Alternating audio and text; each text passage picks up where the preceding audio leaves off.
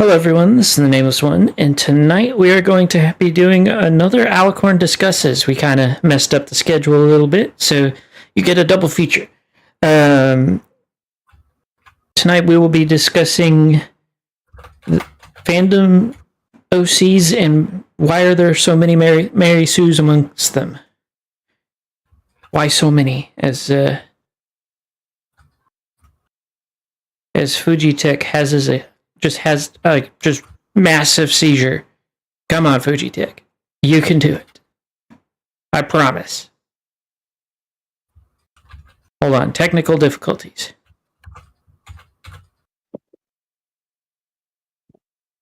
Come on, Fujitech. So this is what happens when you start early. You're cursed. Come on, someone play the non-copyright Jeopardy sound. Okay. Oh wait, that was Price is Right. I'll sound more of the da da da da da da da da. Well, I guess we'll just hope that Fujitech can catch the fuck up. It wouldn't be a stream without technical difficulties. Yeah, we're just a bunch of spinning gears with mountains on them because Fujitech go burr. Oh, there we go. Fujitech decided to work. I just realized why they have a mountain in the gear, because Fuji. Welcome to the club there. Anyway, Revelation for the ages.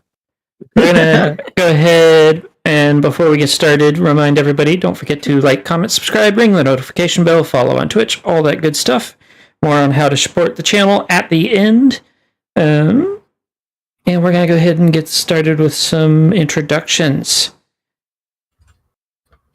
We will start with... I'm going to pick on fiction. We're going to do who you are, what you do, and why you wanted to be a part of this podcast tonight. Hi. I don't really know who I am, but some people call me the fictional writer. I'm a fanfic writer, and I do narrations. I'm currently working on stuff, I swear. I really wanted to get on this because I love talking about media and Mary Sues, and especially when it comes to the fandom, it's kind of funny. So, yeah. Okay. Nez. Hello, I'm Niz. I am also a writer, one day. And I don't really have anything else to say. He was just so apt. It's like, yeah, like, it's an interesting topic. I have some stuff to say about it. Maybe a different perspective. Okay. Sophia. Hi, what was the question again? I am sorry. Who are you? What do you Who do? are you? And what made you want to be on tonight's podcast for the Mary Sue's talk? I'm Sophia. I am a writer, voice actor, artist, and director of many projects. And I wanted to be on tonight's podcast because since I'm a writer, I find it interesting when people do make Mary Sue's and how it can be avoided. And I just find it interesting that there are a lot of Mary Sue's. Okay. Nashi. Hello, I'm Nashi. I'm an artist and a streamer, and though I wouldn't like give myself the title of writer, I still dabble in some writing here or there. I'm interested in the topic just because I like trying to see what led someone to making a Mary Sue. Like, I'll get in more into that later, but it's honestly fascinated me, like, just as a topic. Okay. Stella.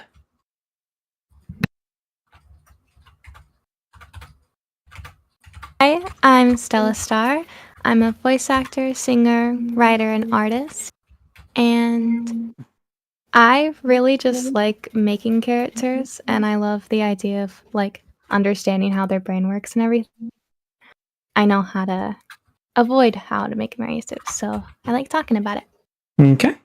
And last but not least, the sentient pair of pants in the corner. Hello. Sorry.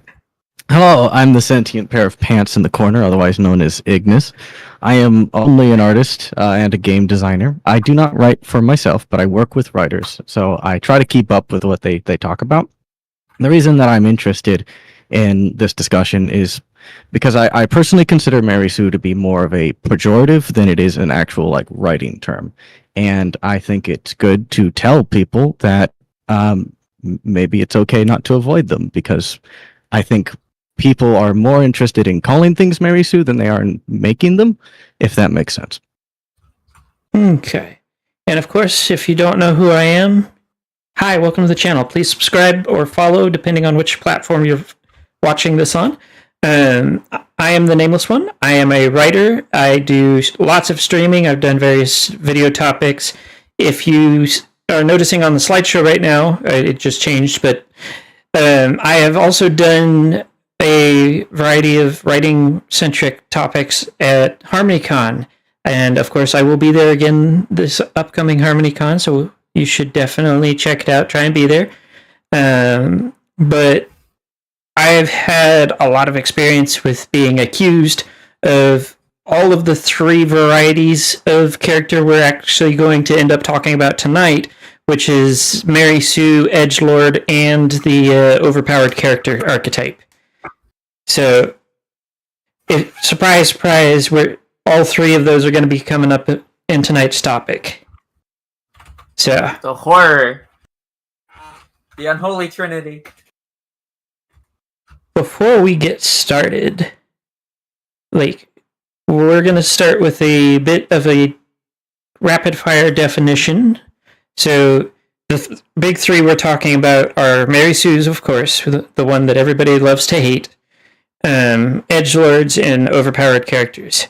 So I'm going to go around the table and we'll see what everybody believes that means.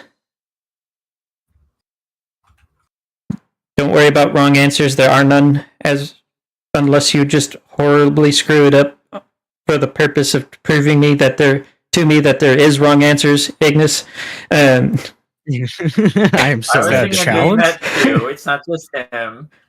I could have pointed at you, Ignis, and Fiction for being the ones that would immediately try it. So I figured I'd just point at one. Is that why you left me for last? You're ready? No, because you're the butt end, because you wear the pants. Ah, I can't argue with that. That's solid logic. But yeah. So we're gonna go ahead and lead this one ass first. Ignis, you can go first. God damn, I was drinking. How dare you? Oh God. Okay, so do you want me to define specifically Mary Sue or the three subsets that you mentioned? Go ahead and give a definition for what you believe for each of them. Okay, because I don't remember them, but I'm gonna try anyway. Mary Sue, edgelord, and overpowered characters. Sure. So I think it's actually quite interesting that you've decided to separate them out into three categories like that. I think that's in part an admission that Mary Sue as a term isn't terribly consistent. And I think the reason why Mary Sue as a term can be divided into so many different separate little categories like that is because, as I said, it's an insult. So I think it is applied afterwards to anything that might be overpowered, an edgelord, or what was the third one? Overpowered character. I already said overpowered. This is Mary Sue, anyway. overpowered character, and edgelord with the three. Okay, sorry, Mary Sue, Church, and yeah. And I think that's actually all I really need to say on the topic, in terms of like definitions. I think that no matter how you try and define the term, its social function, no matter what, is somewhat insulting in some way, shape, or form. And I don't think that's like a good thing, but I can get into that later. Okay. Stella, you get to go next. I've never seen a difference between a edgelord, overpowered, and Mary Sue. I've kind of seen them as all in the same thing Yeah. and all meaning the same thing, but people might perceive them as different on what they think, but I've never seen them different. Okay. And Sophia. I kind of see like Mary Sue being like the generalized term, whereas like edgelord and like overpowered are kind of like those combined kind of can make a Mary Sue. Because basically both like Mary Sue is like the broader term, and then it goes deeper into like being or overpowered has like many powers, very powerful, and edgelord just kind of means like they're exaggerated or they're big or they're all like this, where and then smush them together and you make a Mary Sue. Okay. Nashi? Sorry, what was the question again? Your definition, that as you know it, of Mary Sue, edgelord, and overpowered character. Okay, so overpowered character starting off because that's kind of the one with the least amount of nuance. Just like a character who is way too powerful, like for the specific setting. Like you typically without a reason for why they just tend to be that way for like grant like if like it can bleed into other ones like oh they're super powerful because the universe loves them. That just bleeds into like general Mary Sue territory kind of thing. But yeah, just specifically for their universe, they tend to be more powerful than they should be. Edgelord, I kind of like. I kind of don't equate edgelord and Mary Sue because you can be edgy without being a Mary Sue. But like Mary Sue in general, I just usually take with the original definition that came from it, where it's like a character where everyone loves them and like completely ignore their flaws and all of that, where like they don't like they start out more or less like perfect and everyone loves them and they don't have to and like they don't have any growth to have. Okay. Nez. You had me last. Yeah, like I feel like the distinction between Mary Sue and edgelord is all about flavor, but like the whole point of these is that they're both overpowered, so overpowered shouldn't be a third category, if you ask me. There like, is. The Mary Sue is usually more of a overpowered character, not in the sense of power scaling, but more in the sense that they're not challenged, and they're usually flawless. Meanwhile, an edgelord is usually only flaws. So it's kind of like two sides of a coin there. And Okay. they're often bad because they just win. And Overpowered. is that all you had? Yep. Fiction. So I'm gonna say something that might be a little spicy. Just because a character is overpowered doesn't mean they're edgy or a Mary Sue. You can have a well-written overpowered character. Yeah, I agree with that one. Yeah. Yeah, Overpowered just means they're overpowered. It doesn't really, at least in my definition, signify that like they're perfect by any means. It also doesn't signify that they're extremely edgy. Like how Nez said, edgy characters are like all flaws or all negative traits. Generally really dark and oppressive and usually don't have much of a character. They're very 2D. And then Mary Sue, while it is an insult, I think there is a certain checklist that Mary Sues have to have. They are not challenged or very little challenged. They usually get powers without training or just have all the powers already in their playbook. They usually have a very flat character with a very minimal, if no, character arc or like progression, and they're usually all perfect, like Nez said. Okay, is that all you had? Yeah. So, my turn. So. So for overpowered characters, overpowered is generally referred to as being too powerful for a particular setting.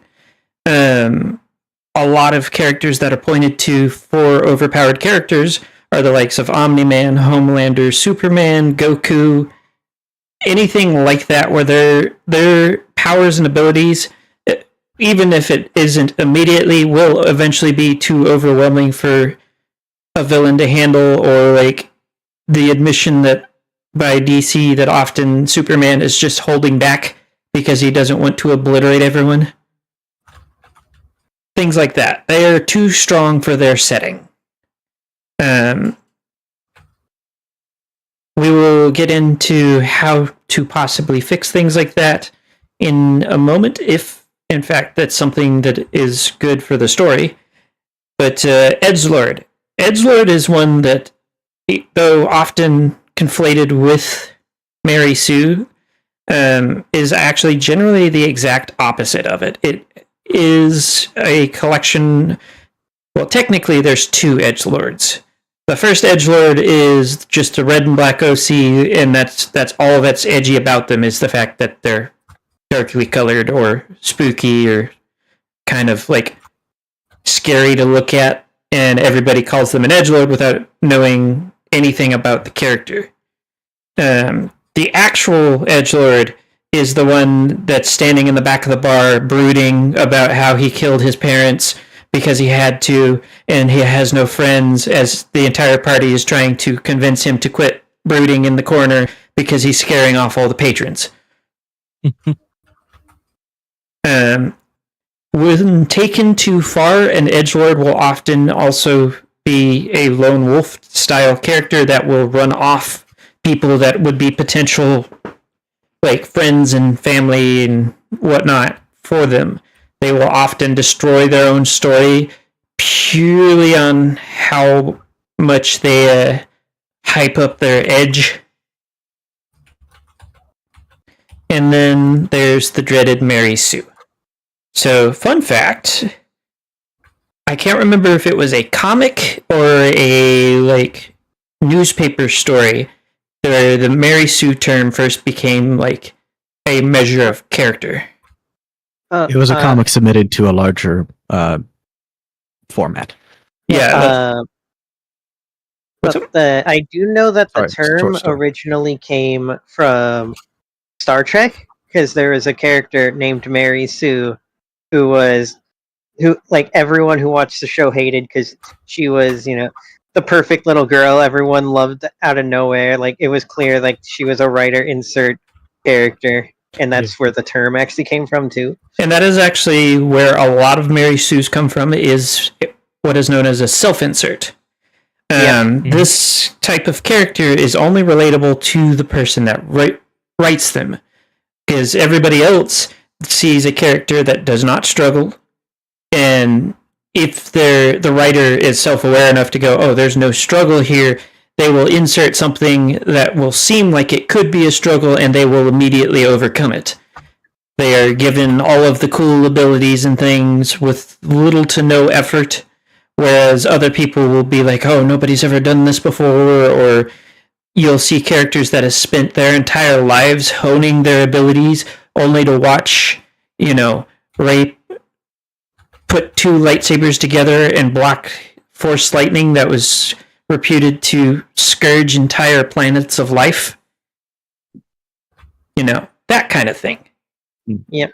Another part of that checklist, as I believe it was Fiction said, is that everybody loves them for no goddamn reason, including the villains. The villains will often even be essentially like, oh, I hate them because of how awesome they are, rather than actually having their own goals. Everything circles back around to how awesome the Mary Sue character is. And to kind of bring this full circle, part of the problem that you see in the fandom a lot is there are certain races that are often attributed with getting these traits, sometimes all three in one, as I have often run into, where people accuse me of it, where they're Alicorns, and now I have noticed a lot of the Changeling OCs, other than being accused of not being able to decide what they want to be, they get the, you're just a Mary Sue, you're just an edgelord, you're just a overpowered character. And from my experience, because of the nature of the fandom and how a lot of the people that watch the show watch it for escapism reasons, that's why we see a lot of these types of characters. Anybody have any comments to that? I have to ask. So you've been called, like, your characters have been accused of these things at various points, as you admit. I have to ask the rest of it, like everyone here, including you, Nameless. Have you ever been in a situation where someone has called your character like a Mary Sue or overpowered or an edgelord, and has that ever like produced like a beneficial outcome for your writing or your art, you know, whatever you're creating? Have you ever been in a situation where it's been used as like a writing term? Yes. Yeah. Yes? Yeah. Okay, well, can you describe them? Yeah, sure. So way back in the day, my current FOE character that I'm writing a story for, named Midnight Stargazer, used to just be known as Midnight Shadow something, and was an extreme edgelord, very overpowered, and not necessarily a Mary Sue in the case of like everyone loves them, but Mary Sue in the case that like nothing was like a challenge to them. And I got called out on it, and I was like, you know what? Yeah, it'd be more interesting if it wasn't. And so, well, my current character, I guess you could probably still call edgy. He's not a 2D character. He has like a full-on personality and history, and I'm hoping to explore that a lot better in my upcoming work. Sophia, Is you completely Sophie different. Said something? Oh, sorry. Yeah, I have a character. It was used jokingly, but I could kind of see how somebody could think it was a Mary Sue, and this was like very back when I first created them, a girl named Isabella Blanco. And where I kind of knew where she struggled on the outside, it looked like she was a Mary Sue because she was loved at school. People called her Perfect Isabella. But hearing some of those comments did make me reconsider pushing more different not personalities, but different like characteristics and different ways why she acts the way she does. And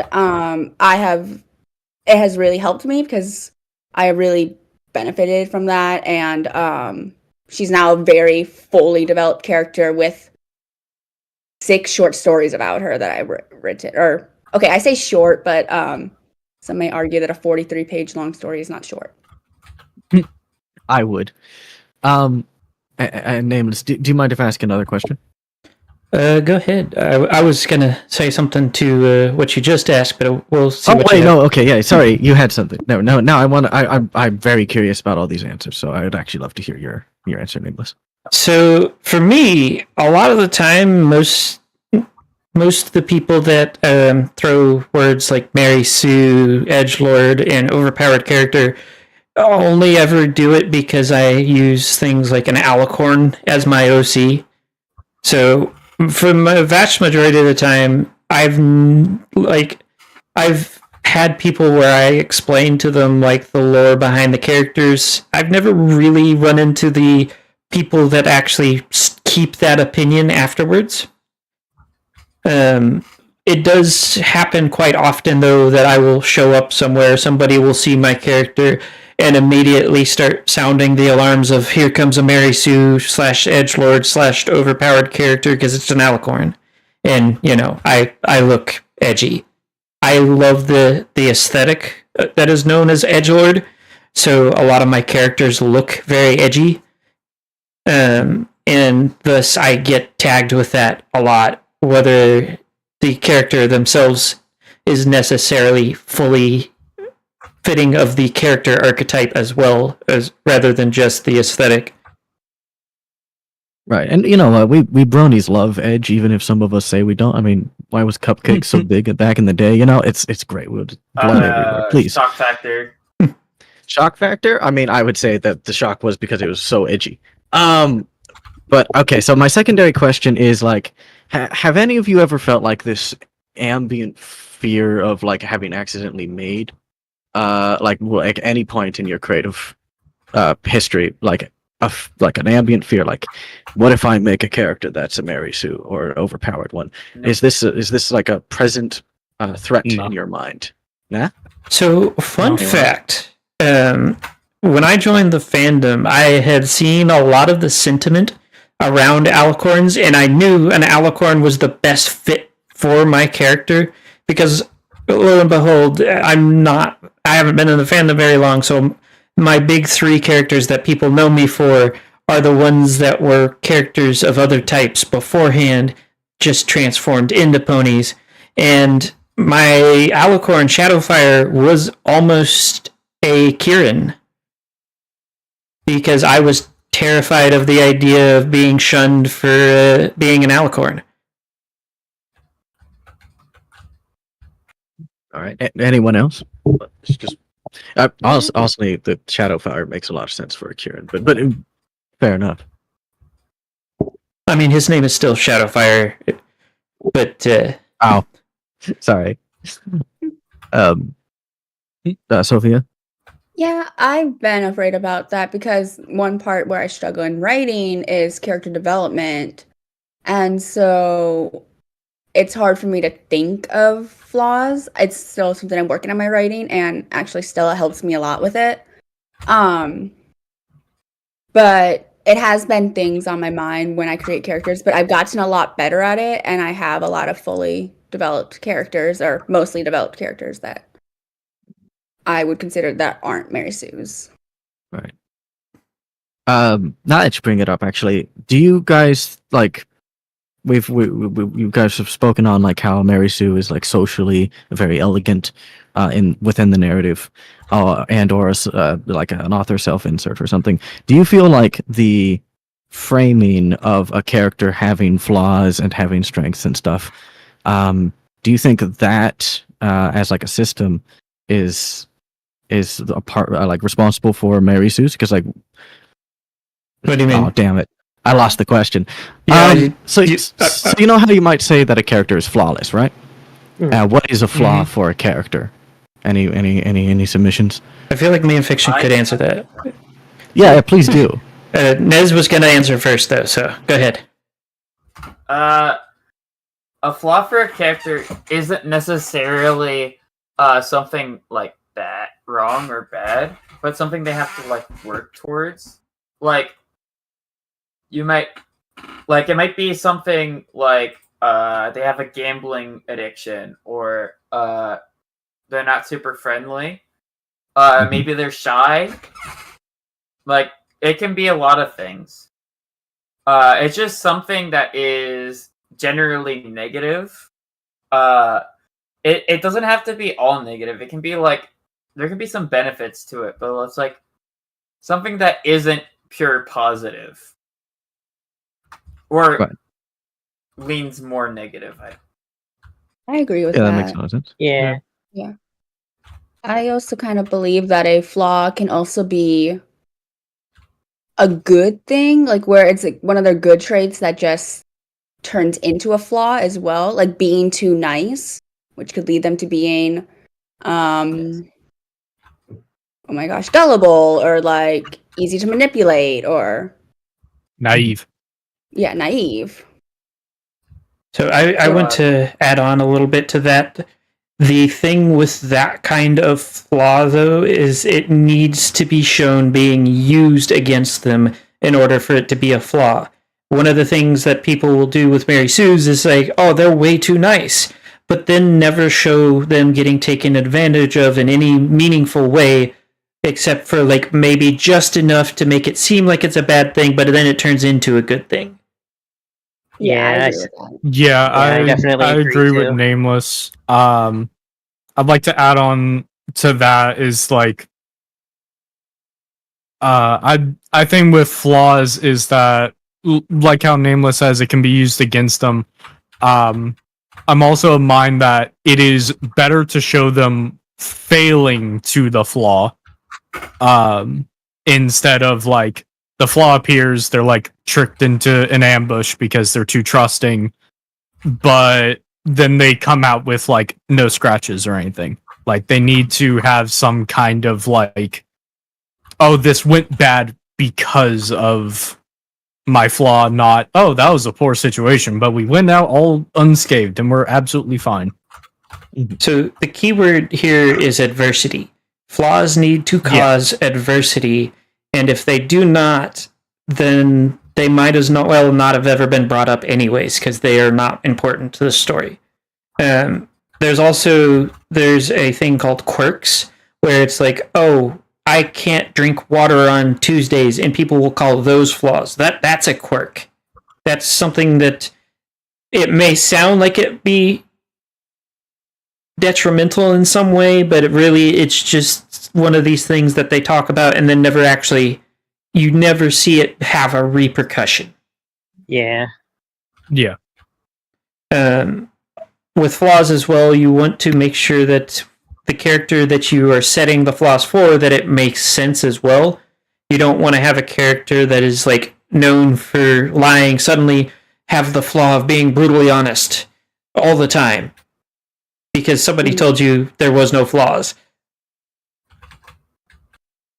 It's something that you need to work into how a character works, which I'm actually going to kind of bridge this into one of the problems that people see with overpowered characters that are not Mary Sue's is where are their flaws. One of my favorite things to do with some of my characters is a lot of ponies and by extension human characters are treated in the same way where they have very human outlooks on life. They don't think about things in more than what is considered more of a short term. Whereas an immortal creature, a creature that has always been immortal, is not going to bemoan their immortal life nearly as much as someone who is gifted immortality. So exploring things like that, how they don't function on the same level as everything else around them, is a good way to kind of showcase differences in what could be considered flaws by the reader.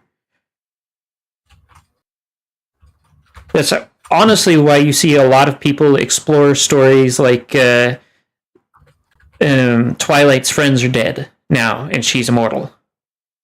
Because it lends itself into a very interesting, like, you were previously thinking in the lines of I live at most 120 years, something to that effect, maybe a bit longer depending on the technology of the age.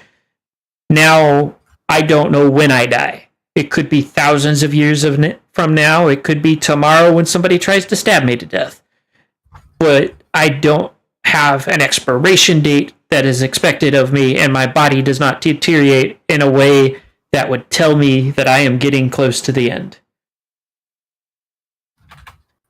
So, but with, say, I'm going to use Omni-Man as so this is actually a really good example of what I'm talking about. So, how many people here have actually seen Invincible? I have seen Invincible. No. I have not. So, this is going to be a bit of a spoiler for those that haven't seen it. But when Omni-Man finally pulls off the mask and reveals he's from an alien planet and he lives hundreds, if not thousands of years and is super powerful, he and his son, Invincible, get into a confrontation. And his son, who has been raised with the expectations and believed lifespan of a human, even though he is going to live longer than a human, he confronts his father asking, "What about mom?" And Omni-Man says something that everybody in the audience thinks it sounds super callous. When he says, "I think of her as more of a pet." But in the long term, that's basically all that she is to him. Because she is not a being capable of meeting him on equal footing. And it's like somebody buying a goldfish. You don't look at a goldfish like you would a spouse. And It depends on the goldfish. well, what I was about to say is that a goldfish will not last anywhere near as long as you will. And so it's one of those blink and you miss it kind of moments for something with a lifespan like his. So exploring that kind of callousness that comes with that you're fun to be around, but you're not going to last long enough for me to care, is an interesting way to show a flaw for a powerful, immortal character. Well, actually, I feel like I want to push back against that actually a little bit. You see, and I apologize for just like speaking out into the void with this one and not having open-ended questions, but I feel that the phrasing of "is this character flawed" or you know, do they have struggles or such, I find it's a little bit flawed in and of itself, because I think that it's sort of like internally considering the character in its own like world, and I don't know if as a writer or a creator of some sort that is the best thing to do. If you want to avoid things like that, I would say, hey, why aren't we considering what the character is meant to say to the audience, you know? Instead of like, is it flawed? It is, what is its purpose? In the case of Omni-Man, what they're demonstrating with that scene, in my opinion, is not that this is an aspect of immortality that makes Omni-Man flawed. It is saying that, what do you mean? You can still love a goldfish even if it lives a year, you know? Well, with that scene, they're kind of trying to express that he's not human. He is an inhuman monster. And that is what he's trying to express up until the point that he beats his son to a pulp and then realizes what he's doing. I mean, of course we disagree on this, like this point of like what Omni-Man represents. So I do not agree with that, but I also don't want to get too deep into it because no one else here has seen it. So I have. Oh, you have? Do you want to interject? I'm more on Nameless's side on this, and I disagree when you say that thinking of a character as their like flaws and how their flaws affect them is a like internal thing. Because if you want to send a message with a character, the more flawed and kind of realistic they are has the chance to amplify that power. Think of Rey from Star Wars, how she's supposed to be this like powerful kind of like symbol, and she's supposed to be like, you know, the end of the old franchise and, you know, the new Last Skywalker and all this. but her characterization falls flat because of the lack of her flaws.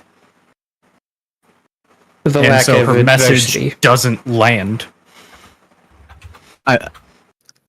Right. Does anyone else have any thoughts about like this like particular question? Like, do you think the phrasing of like flaws and stuff is like internally like incoherent or I'm sorry that I've lost my question in that one, but I just want to make sure everyone's addressed that. I do have something else to say, but I'm gonna wait to make sure nobody else has anything they want to add into this. I have something to say about the broader topic of flaws, but not specifically your question. Okay. Go ahead, Niz. Say it. Not every character necessarily even needs a flaw. Like obviously, we want our main characters to be flawed, but like the villain doesn't need to be flawed, because they're ultimately going to lose. Well, assuming you don't have a villain protagonist. But then there's also side characters who probably don't need flaws. Like, for example, the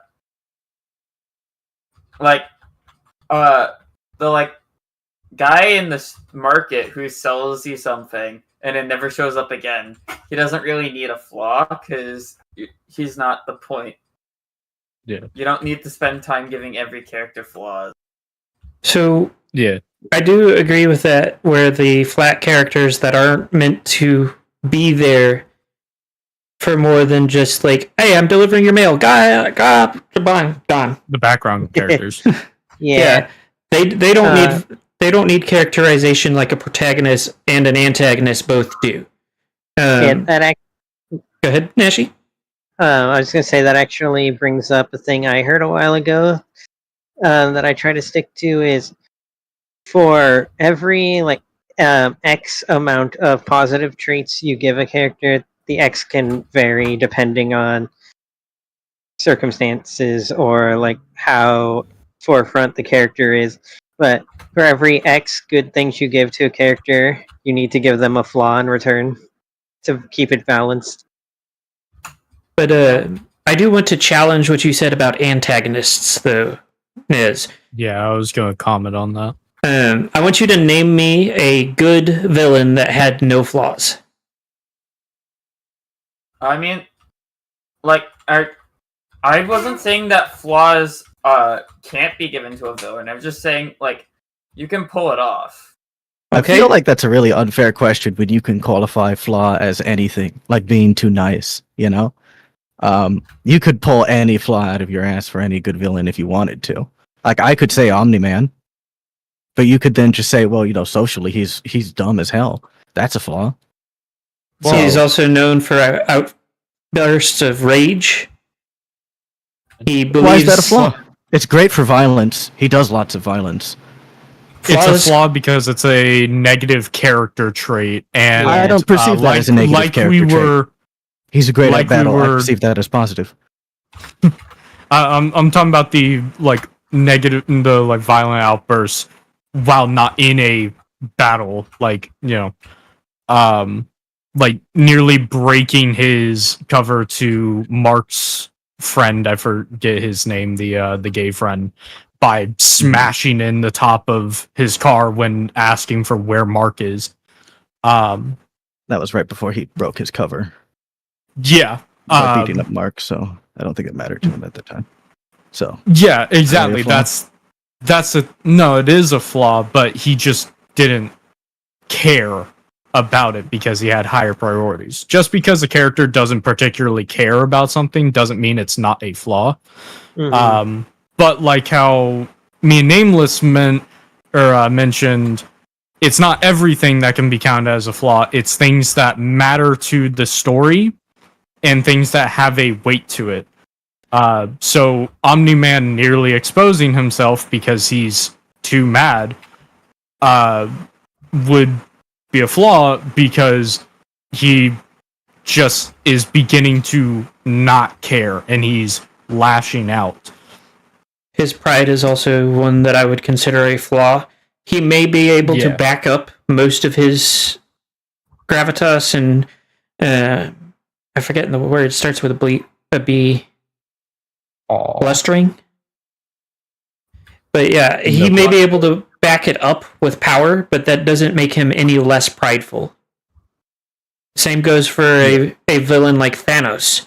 Thanos decided that he was so great at what he was doing that he could balance the entirety of existence. Because, fun fact, canonically speaking, that snap that you saw in the movies, that was a snap that halved the entire multiverse. Yeah. Yeah. And so his pride in believing that he understood everything well enough led to a lot of his downfall. There was also a lot of pride that propped him up when he started facing the Avengers, and it eventually led to his fall as well. Flaws may have a beneficial side, and they may even be able to back up things like pride with power, but that doesn't mean that it doesn't exist. Yeah. Yeah. Well, that's the precise argument I'm making, though. Just because we all generally have the idea that pride is a flaw for some reason, we also see very charismatic and like self confident people as very very not flawed. The exact opposite. We quite like them. So this idea of flaws and such, this is very relative to your own moral compass. What? But actually, that I- leads into what I was going to say about it, that the flaws are less so something that needs to be perceived by the characters and more so by the audience. The idea about writing flaws for characters is that you're writing characters that the audience can relate to because, I have this issue with trusting too many people. I have this issue with being too nice. I am prone to fits of violent rage. I am too prideful in things that I do. I can relate to this. They are struggling in ways that I understand. What were you going to say, Nashi? That actually brings up a thing like you can have a character be proud of what they do. You can have them be charismatic without it being a flaw. I think the big thing is the amount of it is what brings it from just being a character trait into being a flaw. Yeah. But it's also something that you judge for yourself. I could say that. Oh, sorry. Fiction. I was going to say I'd like to add on to what Nashi said, because confidence and pride are two different things. That's why historically, confidence. They are two different words. I'll give you They're that. two different words, and they very similar refer to different levels of a similar trait. So that's why pride is considered a cardinal sin, but not confidence. And you can be proud of your work without bleeding into what would be considered sinful pride, or in this case, a character flaw of being too prideful. Right. Yeah. So, what concerns me about these things is, and I know I'm in the losing side here because no one agrees with me, and I'm the one who caused this. But I feel like any discussion of how flawed a character is socially, powerfully, or edgelordy, always descends into a conversation of people telling each other which things they consider flaws and which things they don't, and then eventually they kind of get to a sort of socially convenient consensus on what a flaw could be, and then it's not terribly useful afterwards to writers and stuff, because in the end we're all just stating generally our moral compasses, and you stated one earlier with the cardinal sin of pride that comes from somewhere, Yeah. I'm not going to say where, but I am going to point out that when it comes to socially my accepted question is, are flaws, we doing good by getting into discussions like that? What does that mean to writers who are listening? So it kind of goes back to something I said previously. The flaw is not the point; it's the adversity it causes. Yes. Because you can say that they are prone to fits of violent rage, but if that never is shown and that never causes friction between other characters and the main character you're talking about, then you may as well never have even brought it up. The idea is you cause adversity so that a character can overcome it in a way that a reader can relate to.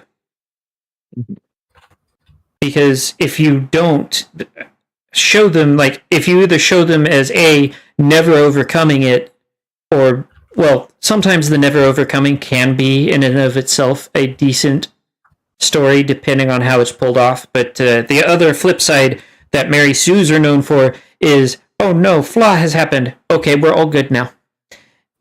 If it's an immediate overcoming of something, it's going to hurt the reader's ability to relate to this character, because now this character is just overcoming something that, say, maybe the reader, like, depression is another good example. Like, it's not considered by anybody to be a good thing, and a lot of people struggle with it. But if they see a character that's struggling with it, all of a sudden, with no real outside help, suddenly be fine, that's not relatable.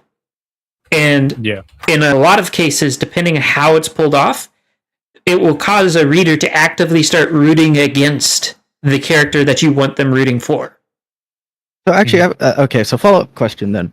Do you think that, like, the core thing that a writer should strive for, because you've mentioned this several times, is that a character is somehow relatable to an audience member?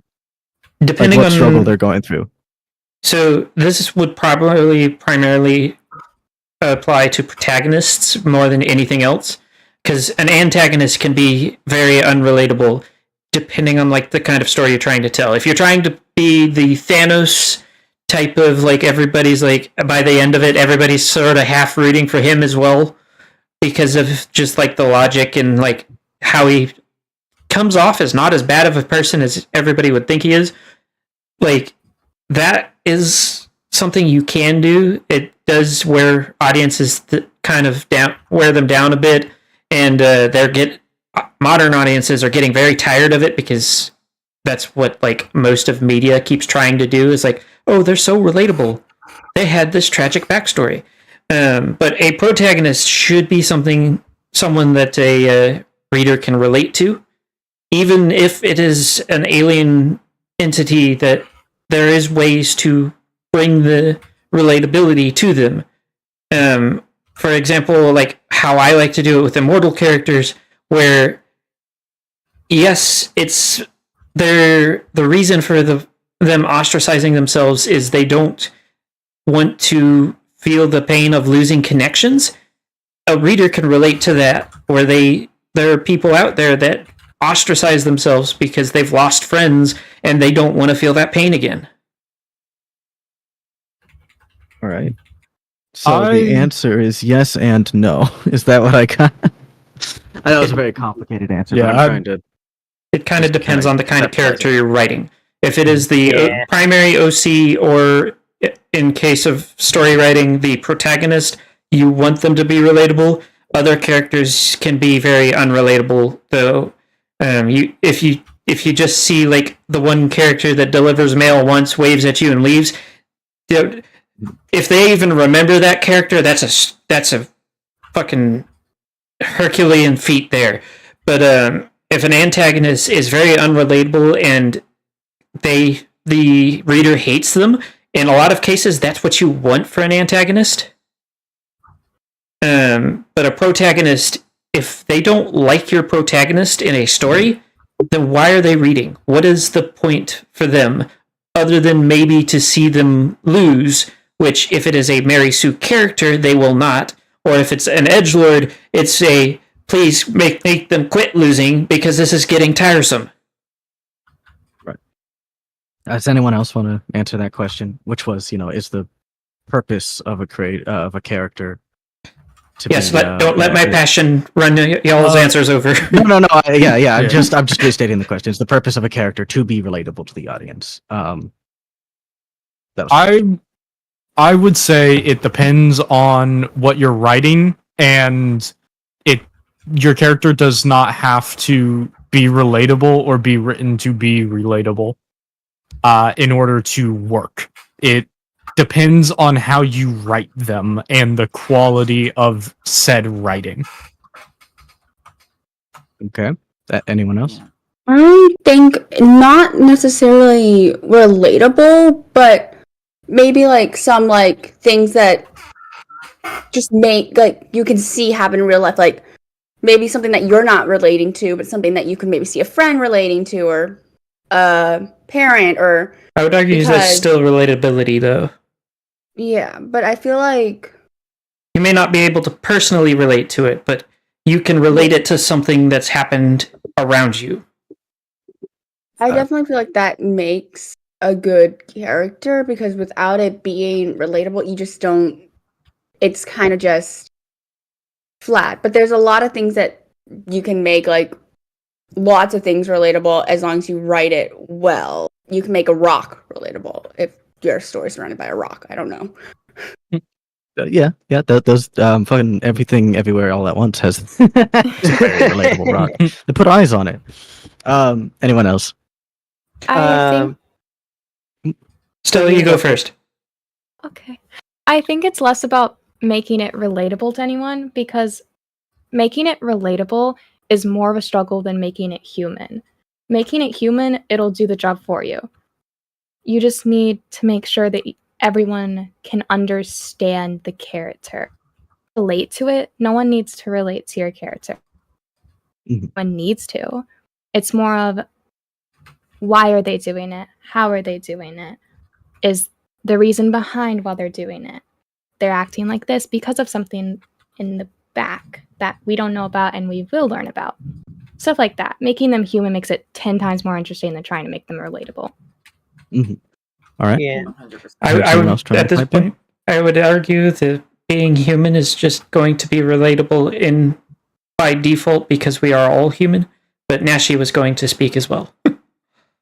I was gonna say pretty much what was just said. Like, it doesn't necessarily have to be like specifically relatable to like a person, because everyone's experiences are all different. So what's like relatable to me isn't relatable to someone else, and vice versa. I Mhm. think it's a matter of keeping the character grounded. Which is what I would argue is one of the problems with a actual Mary Sue character is they are not grounded, they are not human, they are not in any way relatable because they do not struggle, they get the mythical happily ever after. They always have the easy road out.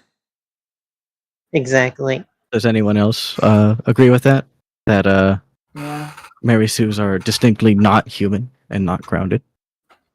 Yes. Yeah, that's kind of the point. They're not Yeah. they're not a person. They are a caricature of in the case of a self-insert Mary Sue would be what the author thinks is all like would be their best self. Like they wouldn't be putting any of their own flaws in there. And on the flip side, a edgelord is a caricature of all of like the worst things. All of the Yeah. worst things happen to that character all the time, to the point that it's just like, can we quit bullying this character? So I feel like pointing out something, which is Mary Sue's were really, really common back when Tumblr had a much larger fan base, right? Like people loved the stories that they were in. Like My Immortal, I know that the internet loves to make fun of it, but it had its fans. There were a lot of, frankly, teenage girls that really enjoyed it. I don't know if they would call the main character of My Immortal unrelatable or inhuman, you know?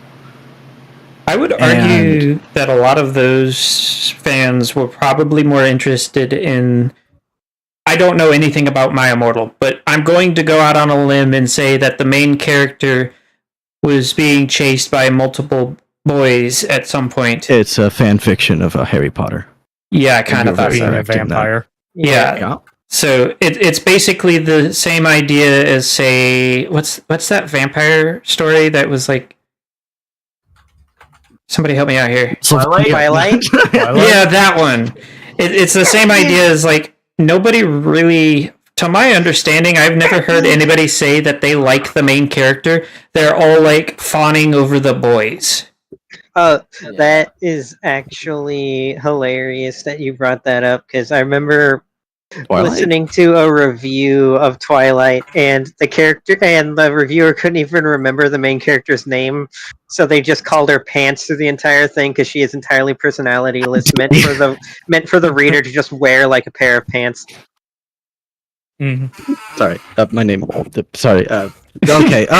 So Yeah, I other remember pants. talking to a lot of people. Other pants. Thank you. Now I believe her name's Bella. Yeah. And, That sounds vaguely correct. so like I remember being in high school when that came, like that after that came out, and well, the series was still coming out. I knew lots of girls that loved Twilight, and maybe it was a self-insert, but like we've got a bunch of harem animes that people love, I would say that those are of a similar nature, right? So I'm actually going to use one as an example, a harem anime. What's the name? Have you ever heard of the one called Monster Musume? That's one of the few I've actually watched. So, Yep. do you No. know? I Do you don't know the watch name? anime. Do you know the name of the main character? No. Exactly. Oh. It's the same Which problem. one is It's that? self-insert. It's meant Yeah. to. The primary main character, the one that owns the harem, is generally meant for like the audience to kind of self-insert for it, which. Did you A call lot them of- a Mary Sue? No, I'd call them a flat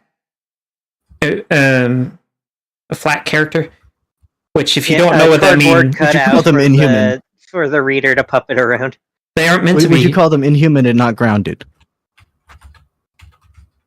I would say Any honestly, of you?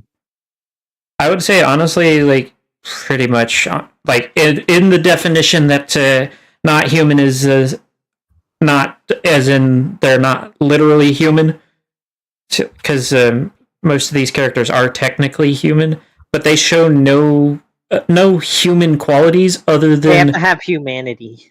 yeah, they don't have that humanity. They don't I mean, show. don't they show human qualities though? Like they show desire.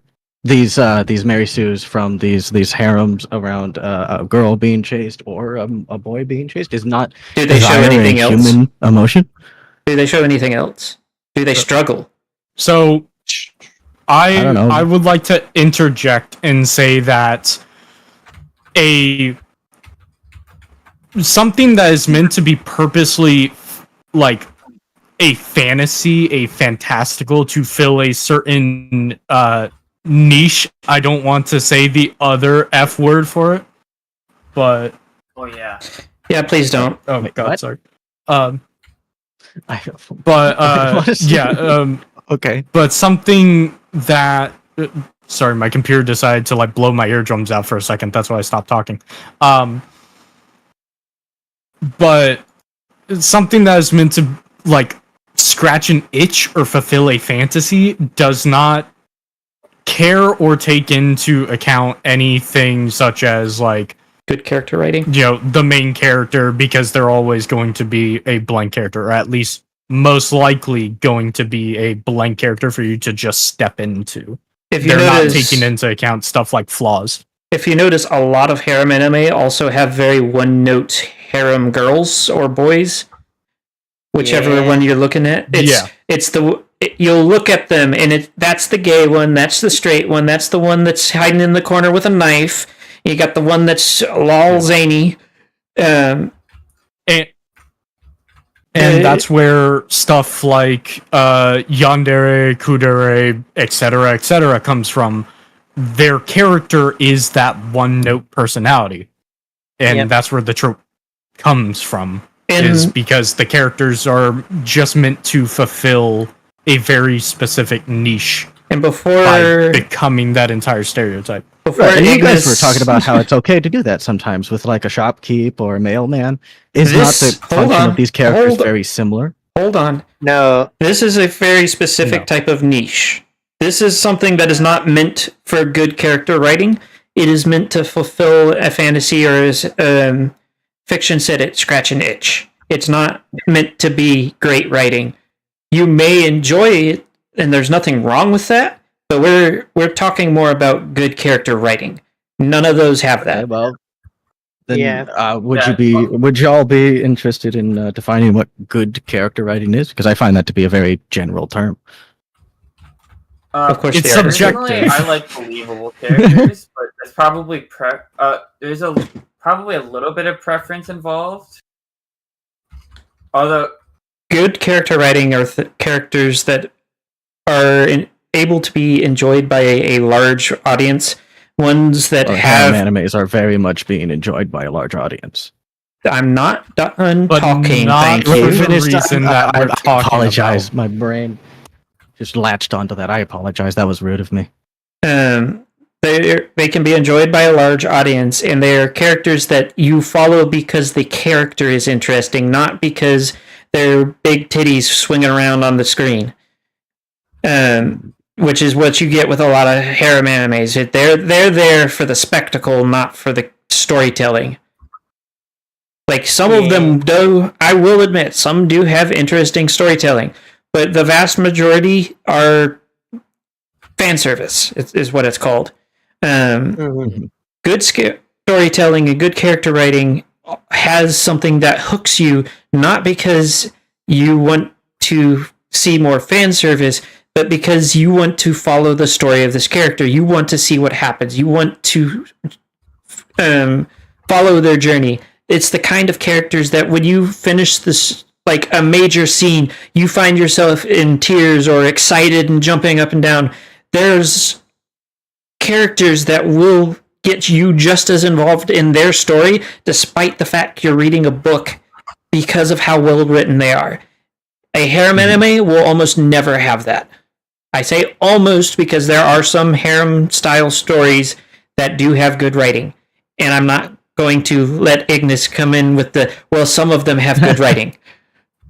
I wasn't okay. No, the purpose I was trying. I apologize for jumping in. As I said, my brain was just on a hair trigger for that particular one for some reason, and I apologize. That was very rude of me. Does anyone else want to define what makes a good story? For me, I'm sorry, a good character. Yeah, good character writing for me is making sure that the character is actually three-dimensional. And I'm not just talking giving them flaws or anything, but like they need to have an actual personality. Like, again, using like the harem anime as an example, like it was mentioned like how the majority of the girls are like, oh, you have the tsundere one, you have the crazy one, yada yada yada. Where like that one piece is like their whole personality. Like that is two-dimensional writing, and you want to avoid that at all costs if you want good character writing. Like, Nash, I'm going to give you some words that might help you a bit. There's two terms for character writing that I know fairly well. I don't know how many other people know about it. There's static characters where they aren't influenced by anything that happens around them, and dynamic ones that are influenced by their story. Yeah, that's thank you. That helps a lot.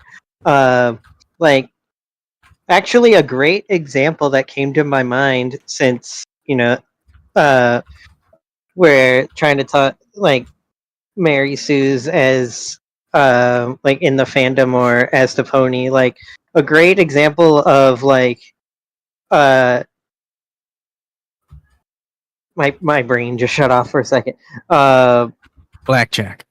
Dynamic of a dynamic character, of a good example of a dynamic character that like at first skirts the line, but then like the more she develops, the more you look at her, like the deeper she actually gets, and she is a very dynamic character, is Pinkie Pie.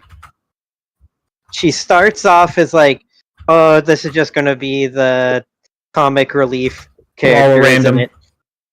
Lol random. But then like as the series goes on, like even like as soon as like season 2, we like really get to see that there is more going on in that head of hers. There's a lot to do with she's more than just being the comic relief character. And that's why I like Pinky a lot, because she is a dynamic character, even if at first she doesn't seem to be. All of the main 6 actually show traits of being dynamic characters, as well as many of the characters that are supporting characters, such as the CMC. Yep. They're given development through their stories, and I would argue some exceptions from Fluttershy, because sometimes it's just like they hit a reset button for her story so they can retell it. But the vast majority of the time, they are influenced by the world around them, rather than, say, Derpy. Derpy is as wonderful as a character as she's become because of the fandom. If you look at her strictly from the show, she is a static character. Mm-hmm. Which shows that the fandom has this knack for finding just the most interesting little side characters and making them so much more. Oh, yeah. Like, I actually have 2 things. First, I'm actually going to argue about the comment about Fluttershy, because as someone who herself is dealing with like near crippling depression, like it's better now, but like it was like in the past, you don't just learn one lesson and get over it. I think Flutter's having to deal with it over and over again is actually very realistic. See, I think the problem that comes from it is, for at least people like me, is there's not as much growth shown in, like, there's not a moment of epiphany during where it's like, oh wait, I've been here before, I've done this before. That may be more of a personal problem, however. One of those instances of difference in relatability for different people. Yeah. Yeah, I can definitely see your point of view too. I just wanted to put my 2 cents in as someone who actually does relate to Flutters a lot. Yeah, as somebody who's been forced through character growth on a personal level by basically you keep running until the wall falls down. It frustrates me to see people go essentially get reset to they don't pass go, they don't cut $200, whatever the Monopoly reference is. It is something that frustrates me. So that is where my frustration with Fluttershy comes from. Whereas I do see people who have the same issue as Fluttershy. So I do understand why, as I've gotten older, I get to understand more of why people find her so relatable. As somebody who has had to help people that have that same problem, I just kind of wish there was like even a little bit of a, hey, I've interacted with this problem before. You know, the show actually did comment on that one episode. Everyone, Yeah, we're not flawless. I'm not making that like show. genuine I like that point. episode. I like that episode too. I'm not making a genuine like, aha, she actually did. No, I was just saying like, wasn't that funny? But I like some of what was said, but I don't like how much it felt directed at the fandom more than anything else. That but why is it gonna have one of the best Larson songs? Didn't even want to write that episode because that was purely a thing that Hasbro forced them to do. Yeah. Yeah, Which that's episode that for real, though. are we talking about again? The one with We're Not Flawless. Fame and misfortune. Oh, wait, no, sorry, payment. I remember it for the one song, We're Not Flawless. And God, it is an amazing song. Why does it have to be in an episode that feels like it's trying to drag the fandom through the mud? Oh, that's why I don't remember. It's a season 7 episode. That's fair. But and I just want to real quick make a comment, like how you said the fandom has a tendency to take like the most like basic characters and run with them to make them into something so much more like derpy, for example. One of my favorite background characters is someone no one here would probably recognize just by name alone, because they had like a grand total of like 3 speaking lines over the course of the entire show as a background pony. But funny you're saying speaking lines. There are some out there that people have given entire sagas of stories that have never spoken in the show. Yeah. 3 speaking lines is a high honor. Her name is Sassaflesh, and a few writers on FimFiction did a lot with her. And despite her basically being a nobody show-wise, she is one of my favorite background characters because of the fan stuff that she's in. We have slightly diverged on topic with the with that part, though. Yeah. Actually, That's man, the best I've been part. asking so many Yeah. questions, Nameless. Do you want to stop me? No, this is great because I get to Okay. be the one arguing with the questions. All right, cool. I just want to make sure that we're clear on that one.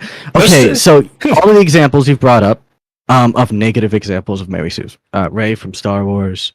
God, I hate I that don't one. remember that. Yeah, I know. I know you brought her up as your first example. That was pretty clear. I brought her up actually. Pay Oh, respect to my name. I'm sorry, fiction. I read documentaries. That didn't make any sense. Anyway, so I'm sorry. Okay. So with Rey from Star Wars and stuff, and like all of these fan fiction characters, I think it's fair to say that Mary Sue is tied up in fan fiction as a concept. Is the Mary Sue's relation of canon a component of what makes them bad in your guys' opinions? Wait, Because I know that Rey is technically not violating canon, but like she is an addendum to previous movies, so I think she still kind of fits in that. Do you guys feel like that's a component there? okay. I'm sorry, can you say that again? I'm kind of confused on the question. I Do you understand feel- your question, and I hard disagree. You hard disagree? Okay, well, do you want to restate? What? Yeah, just restate the Okay. question, please. Yeah, go ahead. Me? Okay. So Mary Sue, a fan fiction concept, is part of what makes you guys think that they're so bad. That they somehow violate canon, the canon of the stories that they are participating in, the universes that they're in. And No, because No? no, because I see Mary Sue characters in original content. Yeah. Mary Sue Mary Sue and its male counterpart term Gary Stu has been around for so long it has dropped the fan fiction connotation.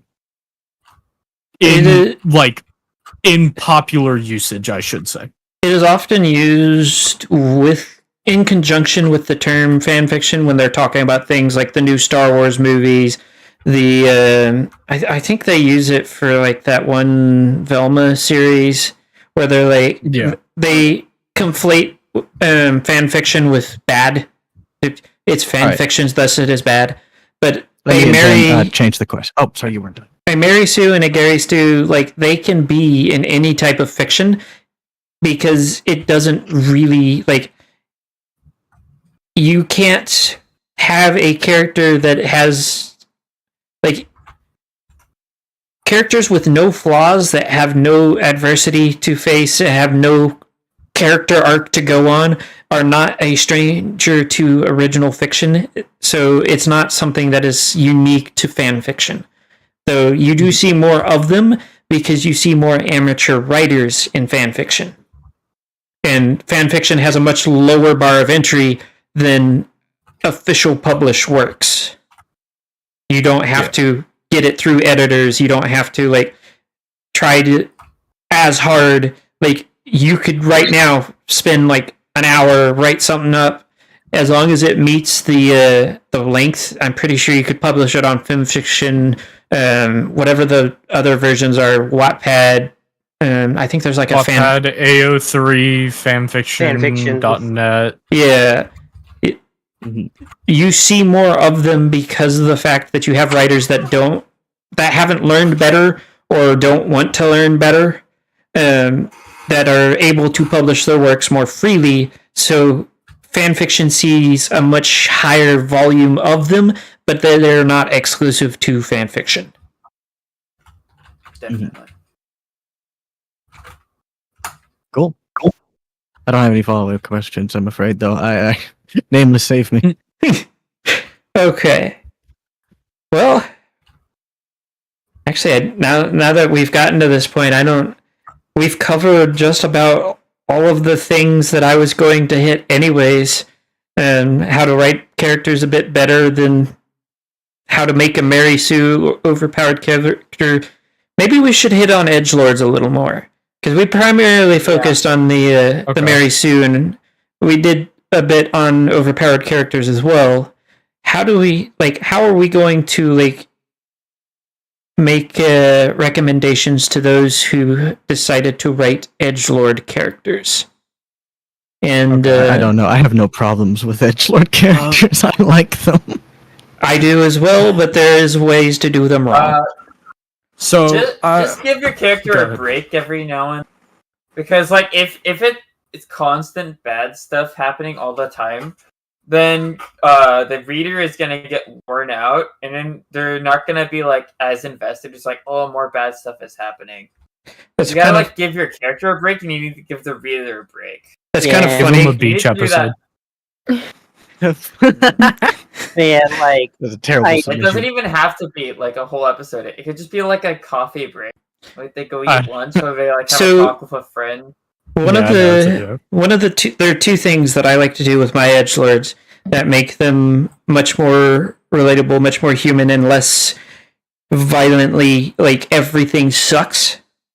Is one, give them for their character might feel like a bit of a weird hobby. One of my favorites is normally either artist or writer. I've had one that was a musician. I have had one that did wood carving. If you notice, I've got a lot of edgelord characters. But another thing that you can do is have a character that they can not only relate to, but also will show it in a way that seems uncharacteristic of what you see of them on the surface. Or have so in D&D, there's alignments, and my favorite alignment is lawful evil, because lawful evil comes with the idea that they have a set of rules that they will not break. And one of my favorite ones is that I use for my characters is that they have a group of people that they consider friends, and they will tear apart entire worlds if they have to protect those friends if they can. And one of my favorite things to do with that is also to show examples of what happens when they aren't able to do that. Which, with an edgelord character, normally means, depending on power level, mass genocide to simple murder. But it gives... As a D&D player, I want to argue with you on your definition of lawful, but yeah. Well, lawful evil, it's basically they follow some sort of rule set. It doesn't necessarily have to be a accepted law. It may just be they don't kill I know. kids. I'm just saying I don't being your example. I didn't hear the law part of it. It was just I like my friends and I'll do anything for them. That could be literally any alignment. Technically, yes. It's no good character. The evil part comes in where they will do things like mass genocide and not feel bad about it. Yeah, I feel like we're going walk in. I feel like we're going walked straight into a conversation on how like alignments are represented and what they should actually mean. Yeah, like we did should back probably in the D&D episode. we should So I would probably suggest curb steering this away. one.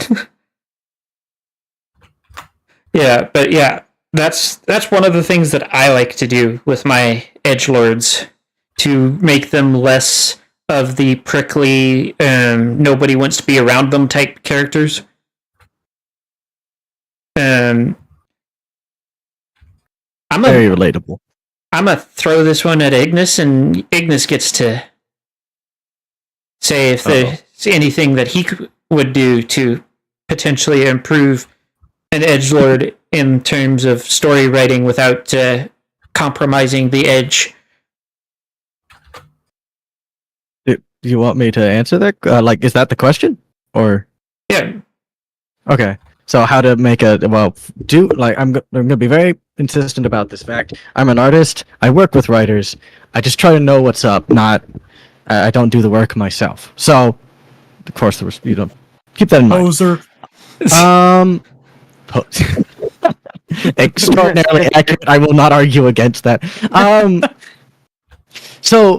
I don't think you need to compromise on edge at all to make it what I would consider an engaging character. I just think that you need something to say with it. In the case of Omni-Man, he comes from a race of alien supremacists. So what they want to say with his edginess, his killing of people and stuff, is look at this culture that he comes from and how it propagates through him in these horrific ways. I think maybe that's a simple answer, but as long as you are saying something, you have a structure that's talking about something, then I can justify whatever the fuck you want. okay. I'm gonna put Stella on the hot seat now, because Stella hasn't said anything in a while.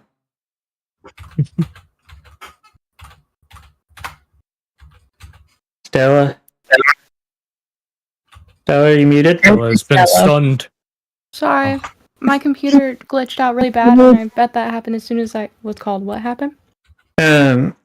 So we're talking about the edgelord characters and like how we can make them like more of a character that can be enjoyed and less of a, oh god, it's another edgelord, without compromising the fact that they are edgy.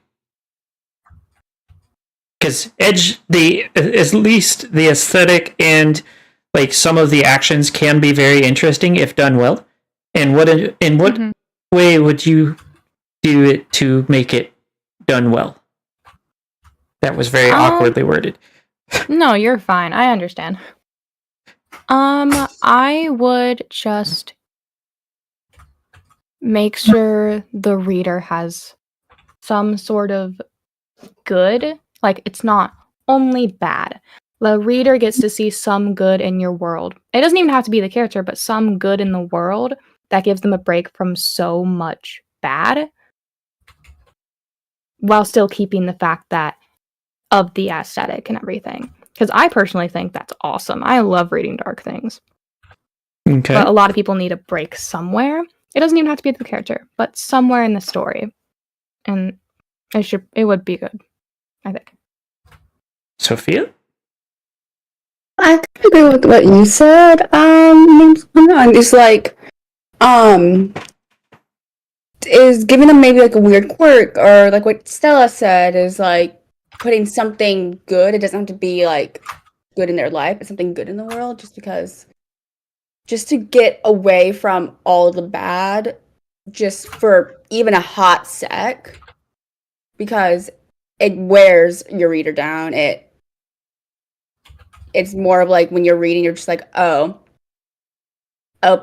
parents died. What a shock. Or something like that, if that makes sense. One thing that I've actually done that I really enjoy is one of my edgier characters, actually, his parents are perfectly alive and well. He had a wonderful family life, but he is just the nastiest little shit. So it is something that you can do to kind of like usurp that idea that all edgelords have to have no parents, because that seems to be like the popular starting point for most edgelords. All their parents are dead, because it's like that archetype for the rogue in D&D. It's like, oh, my parents are dead. I had to kill them. I killed my whole family. Oh, my whole village, or whatever. Yeah. It's just a lazy writing choice for why this character is the way they are. And like what it really is it's just like a shortcut. It's like, oh, how do I make my character sad? The people they care about are dead.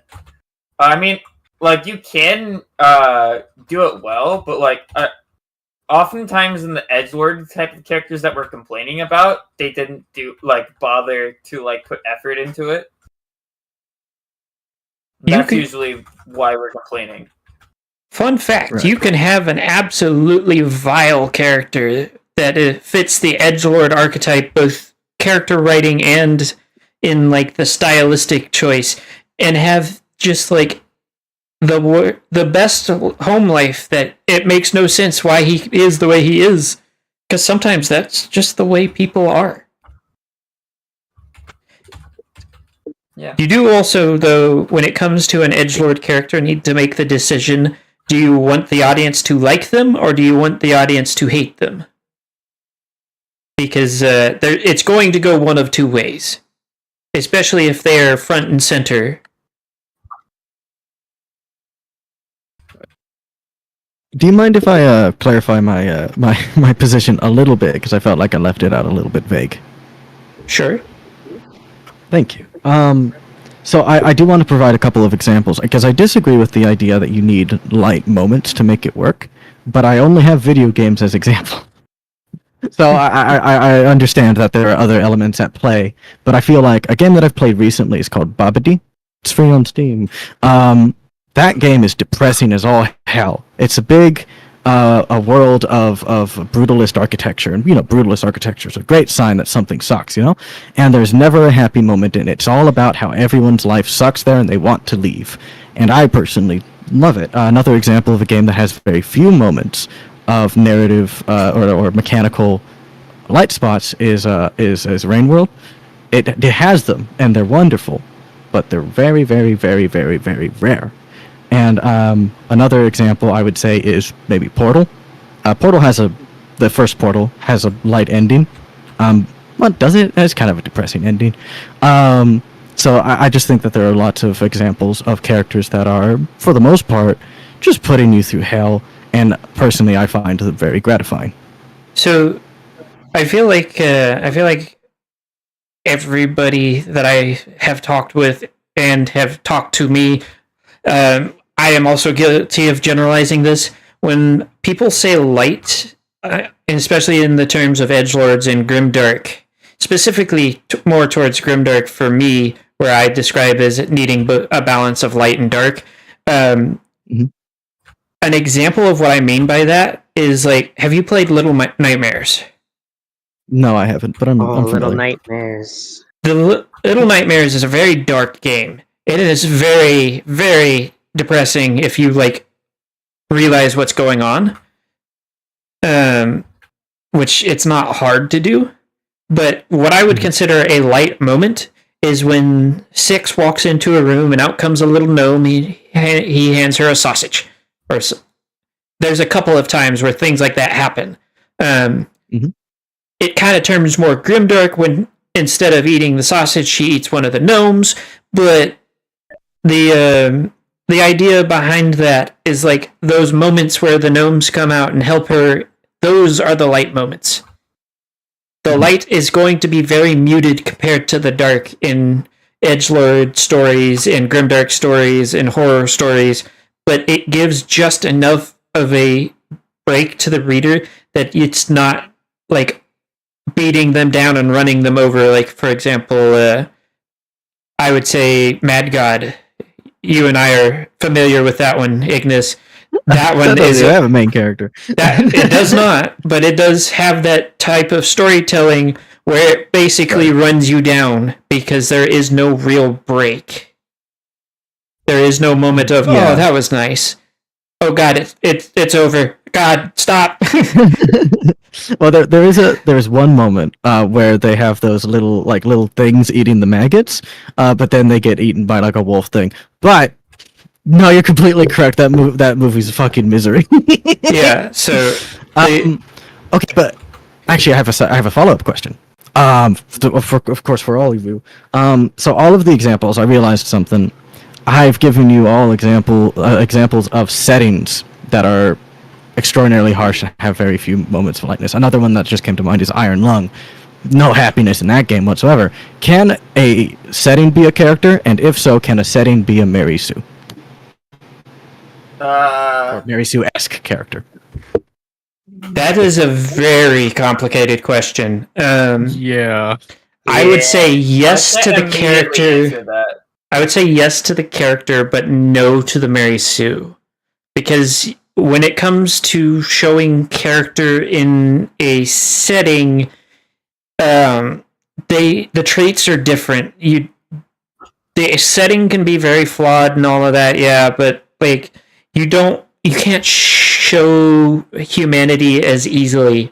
You would end up having to and oftentimes show it through things like characters or things that were built in the setting. I've seen examples that I can't remember the names of where the setting was just as much of a part of the story as a character as the characters themselves.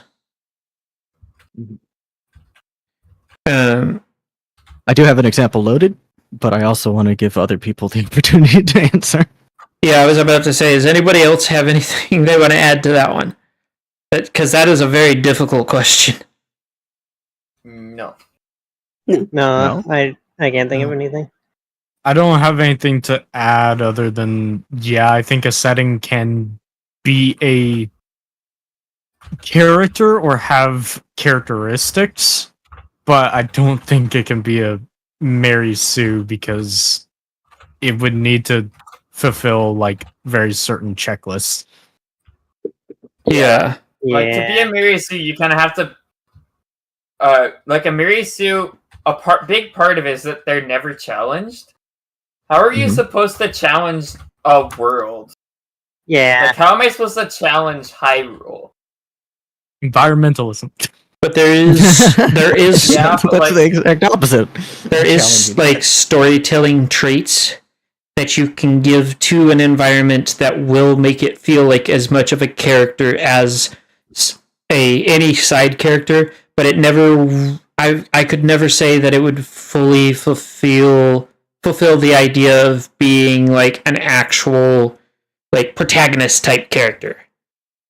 There's too much that can't be portrayed through an environment to make it feel like a proper character. Well, I have a stick to throw into your spokes. Moana is a movie where the environment is externalized in a character that can perform actions. The sea, she's even shown at the end as a big lady. She's never like she is constantly confronted by the characters, but does she have any sort of flaws? No one can defeat fucking sea. Is that a Mary Sue? Hold on, there's a bit of I a feel like you're mixing up like two characters because the big mountain lady was not the ocean. Well, yes, like okay, well then the ocean was a big character in that story. It wasn't the entire world itself. yeah, that's different than what I was talking about. In that case, they basically anthropomorphized the ocean, even though it's not humanoid. It has human characteristics, or in this case, I believe it's a bit more animalistic compared to humans. But either way, it's one of those things where it's not meant to be like a character, like a protagonist. It's more of that. It's that idea that it's supporting cast would be accurate, but I feel like there's a better term for it. Priscillion thinks it's a Deus Ex Machina.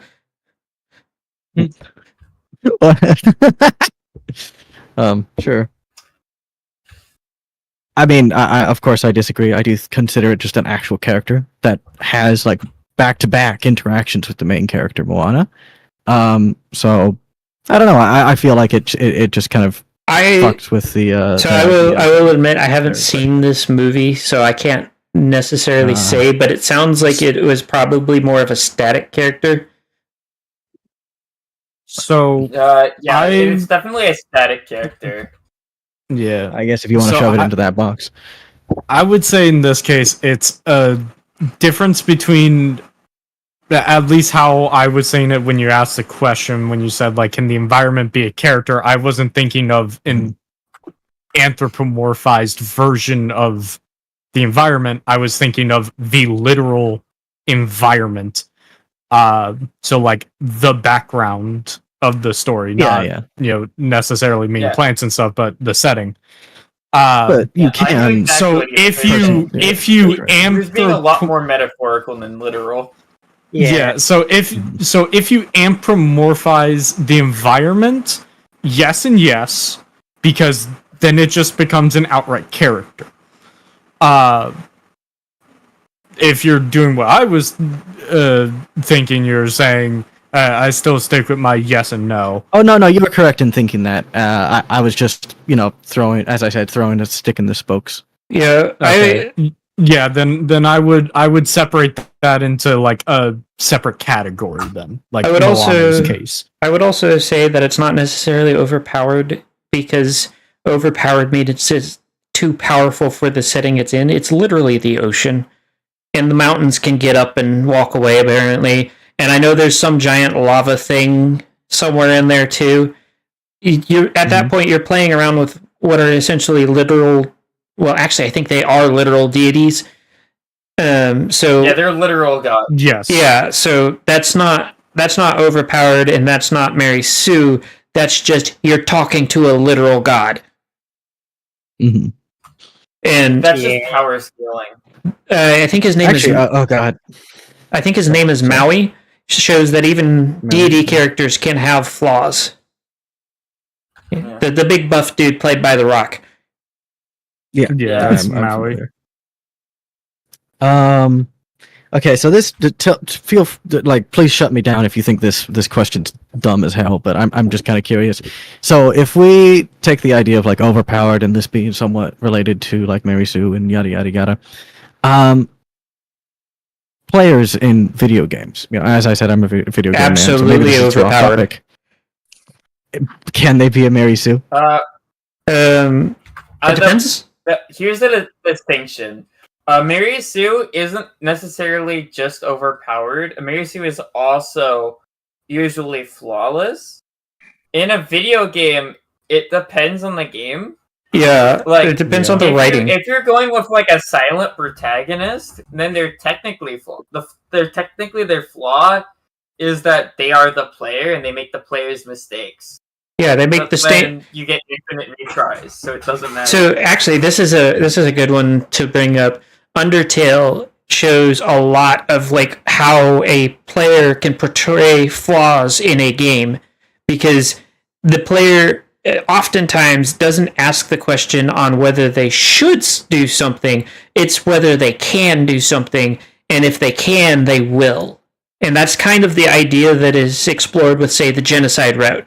Because with the genocide route, and I only actually recently found out about this portion, you have to spend hours walking around in circles trying to get spawns to kill off everything. Yeah.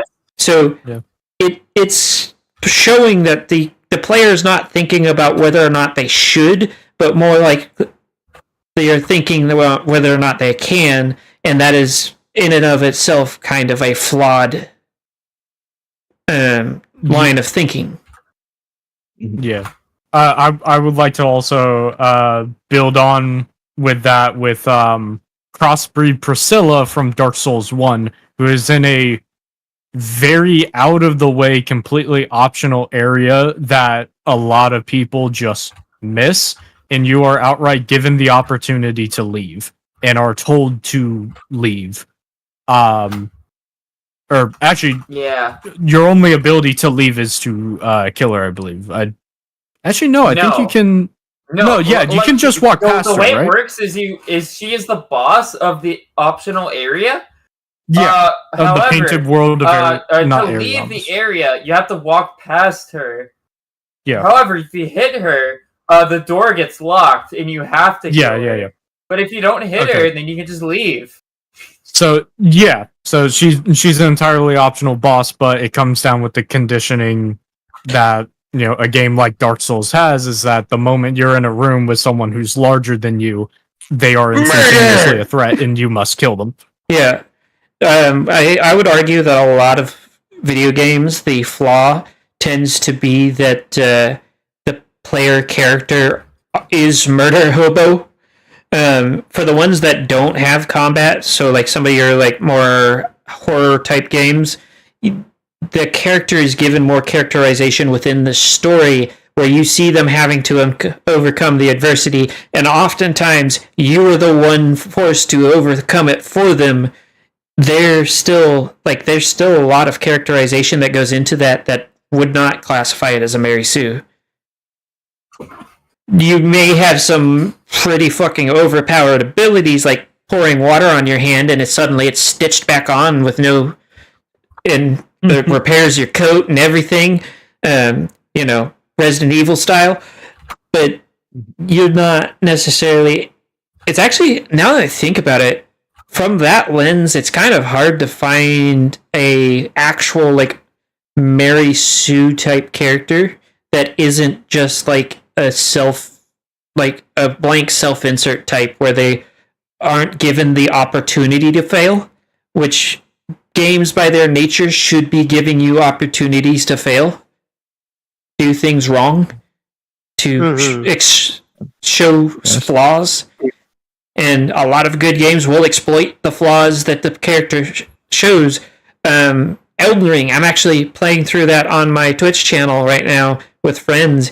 We actually had somebody exploited for the character flaw of greed, because there's a character there called Patches, and he's well known throughout the From Software games for being just the biggest asshole.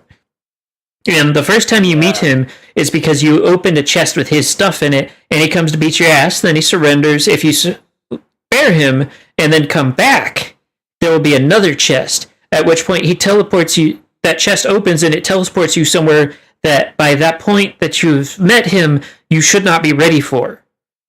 Thus, it exploits the greed of the player, because chest is there, that means I open it, and thing in there is mine now.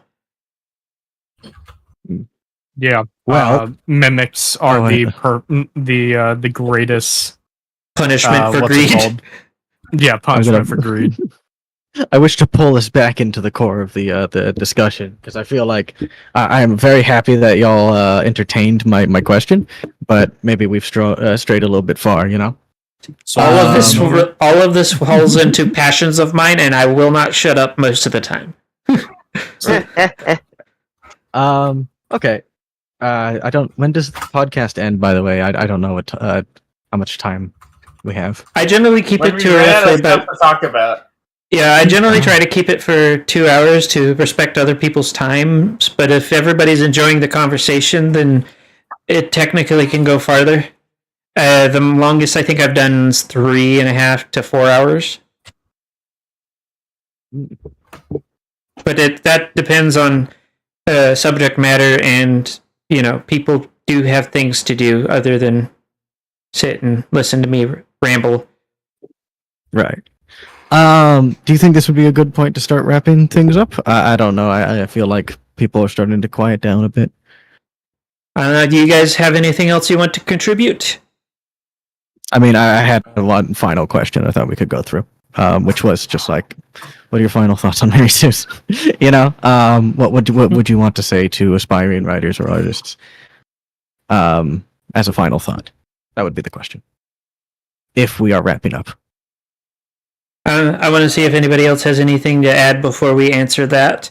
And then also check the Uh, audience questions.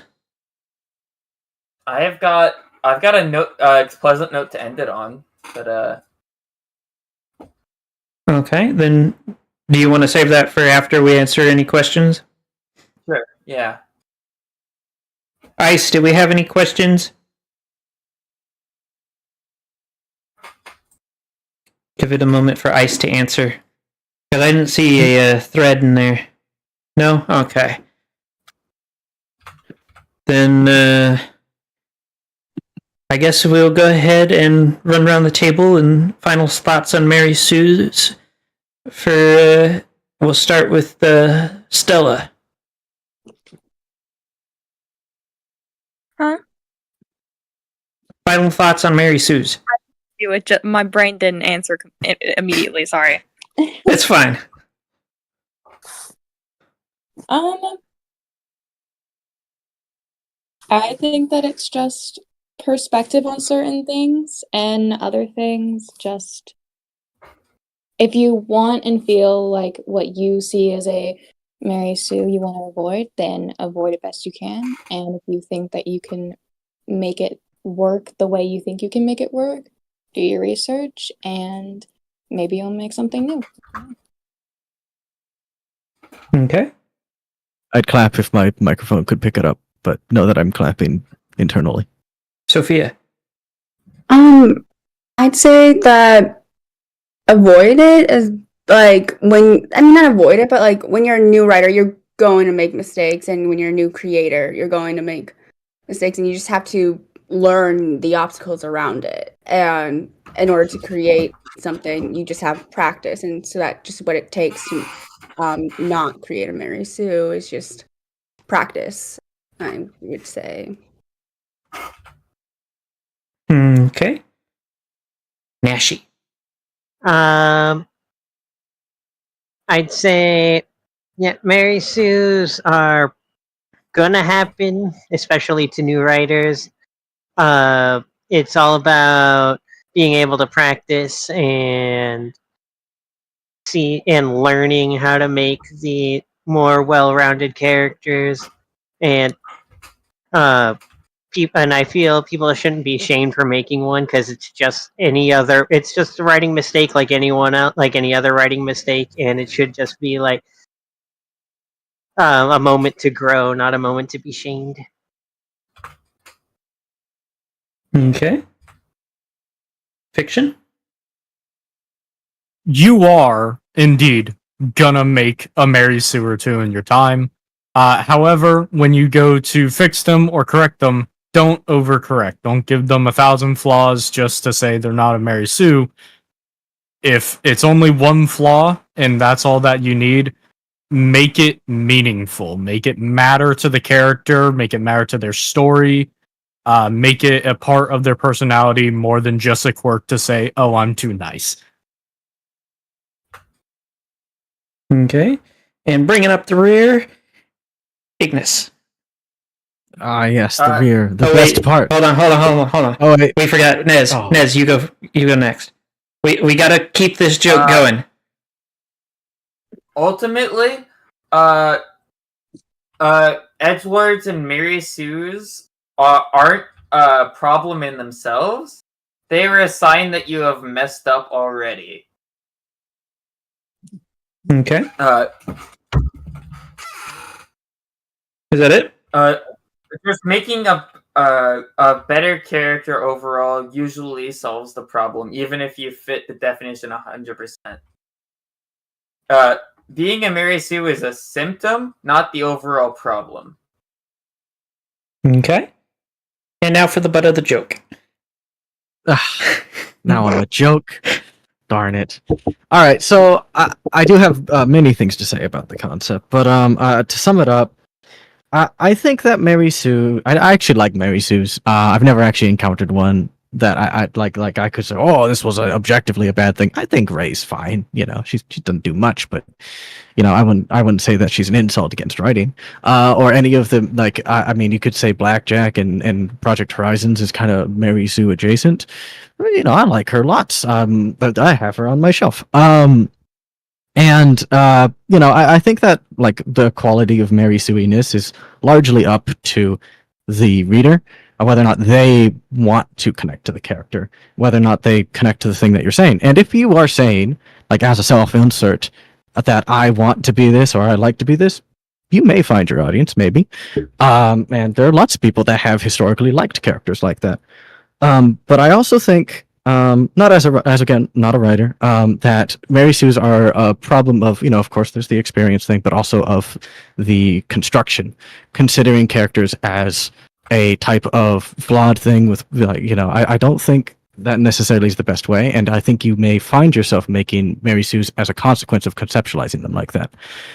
The way that I prefer, that makes sense to me, and the ways I've talked to my writer about this while working on my comic, is rather to conceptualize a character as a core urge or motive, and as this thing that they want to protect and do. So they might lie about their core urge or motive, or they might, do any number of things as a result of that core urge or motive. To me, that's just a slightly more useful way to think about it, and it helps kind of be a little more clear about what you want to say to the audience. But, it's up to you whether or not that's something you value or the way that you want to think about writing. But as I said, I'm not a writer. You probably shouldn't listen to me. He's a fraud. Thank you for listening anyway.